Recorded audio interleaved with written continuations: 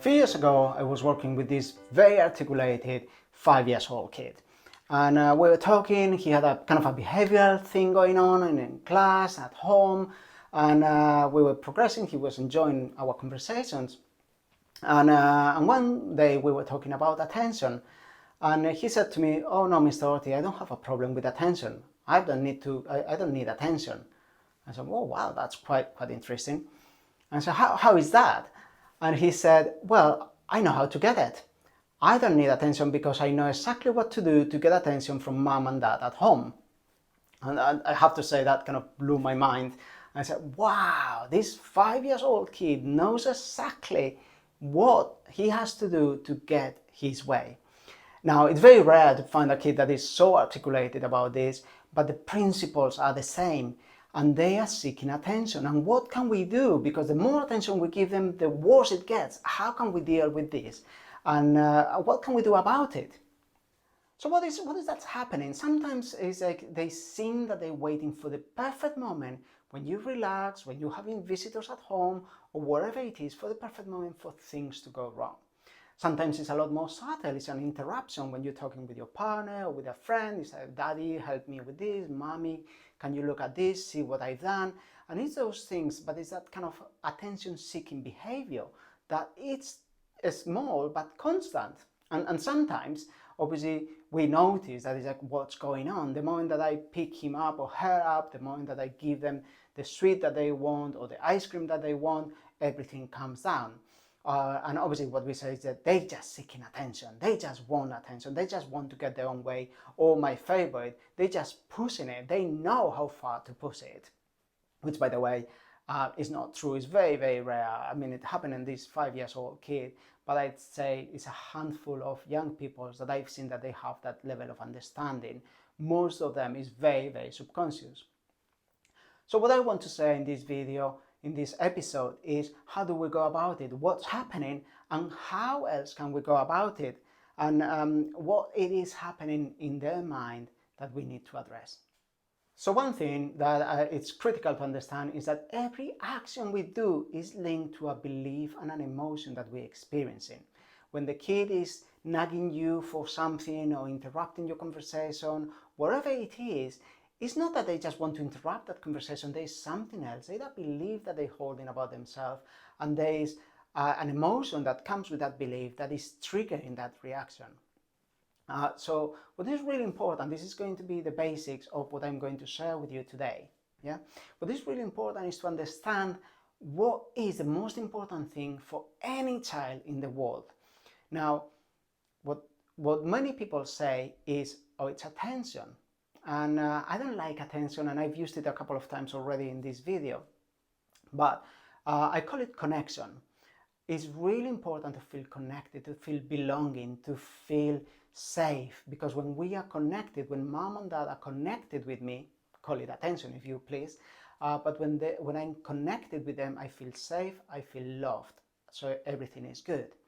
So if connection is the most important thing that any kid can aim for, what is the worst thing? What is the alternative? If I don't have connection, what is that I'm going to get? So some people say the opposite of love is hate. That's not the case. No, the opposite of connection is neglect, being ignored, being left out. And there's few feelings that are as painful as that feeling of being left out. So what happens in the kid's mind, it's quite A or B, black or white. Yeah, the way that they see it is, if I'm not getting attention, if I'm not getting connection, I'm being rejected, I'm being neglected. And that's how the brain is thinking. They're not putting it into context, they're not understanding that 5 hours ago you were with them on bed reading a book. No, it's here and now. If I'm not getting that connection, I'm being rejected. Yeah? And that's really critical. Just think of those two parameters, because that is the foundation of what I'm going to tell you next. So what do you do if what you want is not available to you? You don't believe you can get the attention or the connection that you feel you need. And remember, it's what they feel they need. They're not with a stopwatch timing if they have 1 minute or 2 minutes. It's what they feel they need. So if they cannot get that connection, what is going to happen is I'm going to be left out. So what are my alternatives? I don't want that. What can I do? So, oh, hold it there. When I cry, when I shout, when I interrupt, I get attention as well. Okay, it's not good attention, it's bad attention, but it's attention. So I'm getting my way somehow. Now, as they do and repeat and repeat and repeat this pattern of avoiding being left out, remember, it's not that they want that connection, which they do, but most importantly, they want to avoid being left out. Bad attention is going to do just fine. And as I do it, I learn that I get a reaction. And as I do it more and more and more, I get my own way, which is not the lollipop, is not the TV time or the screen time or more computer game time, is I get the connection. So what is that we can do? It's a bit tricky because obviously you don't want your kids to feel left out, but you don't want your kids to become needy of that connection all the time because it's time consuming and in fact it's probably not right for them either. So what is that we can do? So there's a number of things that I suggest, and again, like with everything I do, please adapt it to your own personal style, please adapt it to your situations. Try, test it, see how it goes, improve it. I'm sure you can find ways of doing it even better than me, but just kind of think about it and see how it goes. The first thing is just be aware of what's happening when he or she is interrupting, is seeking that connection. What's going on? What did just happen? What happened just before? Was he feeling left out? Were you paying more attention to another of your siblings? Were you away for a long time? What was happening? And just start, that is not going to be scientific, but this is going to give you a pattern of what's going on and what could be under that. And most importantly, when can you expect this to happen again? The second part is, and I really value this point, which is start thinking about we, start thinking about us rather than me or you or them. Start creating ideas, not only with him, but if it's obviously a family unit, we could be 2, 3, 4, 5. What is that we are doing? And be very clear that there is a time for you and have time with you, and there's a time for us as a family, but that he always feels part of it, that he or she doesn't feel left out. So the more we talk about us, the more we talk about we, the better. The more that we create activities, situations, moments that are us all together, that is what we want them to reinforce every single time, that they are part of the family unit, that they are part of the group, that no man is left behind. Just as a side note, obviously I know now about this, but when my daughters were born, I was not still a life coach and I was not working with kids so much, but there was something that it was very core for me. And we always said, always together. Well, we said it in Spain, which is siempre juntos. But we said it, and for me it was very, very important. Always together, we are together. Whatever happens, when we argue, when we travel, we are always together. Now, together doesn't mean that we are physically together.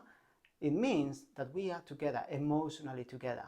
So when my daughters were in Spain and I was here for the summer, I would talk to them and we would say, always together. Whatever it is, that was our way, and it was quite spontaneous. It worked for us very well because we still use it. But just come with that idea of we and the family unit, respecting that there is time for the individual and time for the family unit, and managing those two. The next part, as I always said, is just try to anticipate the issue.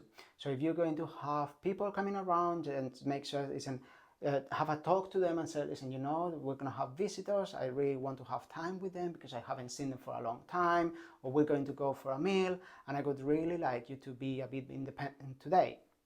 If you have more than one sibling, so there's other kids around, just obviously motivate, incentivize for them to talk to those kids. If not, what is that they can do to keep themselves busy during that time?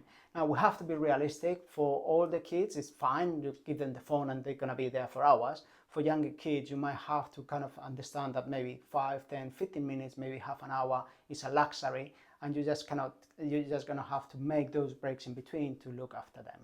Now, when things happen, because even despite all your planning, despite all the conversations, this is the important part about good and bad attention. You have a conversation with them. When things have gone wrong, you say, listen, I know you wanted my attention, But that's not good attention, is it? Because I got upset, I got mad, that's bad attention. And you know you're not happy and I'm not happy. So you establish the basis of good attention and bad attention. And then you give them the option. Now this is a bit of a trick here. Give them the one that you don't want first. So do you want to have bad attention or do you want to choose good attention? And of course they're going to choose good attention.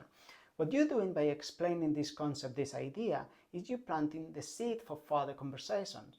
So when the next time that you are in a restaurant or you have visitors at home, you have had the conversation and you say, well, listen, are we going to have good attention today? Yes, Dad, of course we're going to have good attention. And when they get a bit tired, they go for you to interrupt and they say, okay, that's good, you have interrupted in the proper way, thank you very much. Now in 2 minutes, I'm going to be back to you.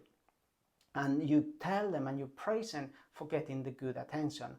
If things get a bit out of place, then obviously you take them out and you say, listen, what is happening here? What is happening? Are you getting good attention or bad attention from me now? And they will know, so I'm getting bad attention. So, okay, what can we do?